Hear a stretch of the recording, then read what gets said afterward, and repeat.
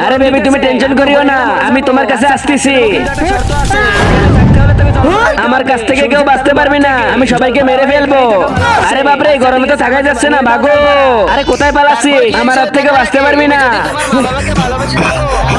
আরে এই গরমের হাত থেকে কিভাবে বাঁচবো?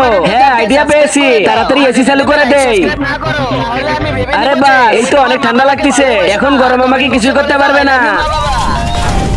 আরে এই ঠান্ডা এসির মধ্যে গরম আসলো কিভাবে? আরে বাপরে, তাড়াতাড়ি এখান থেকে পালাতে হবে। কি খাবো? আরে ঘরের মধ্যে তো ফ্যান আছে, তাড়াতাড়ি ফ্যান সারি দিয়ে ঘুমিয়ে পড়ি। তোর কি খাবারটা মজা লাগতেছে? অনেক বাতাস লাগতেছে, এখন গরম আমাকে কিছু করতে পারবে না।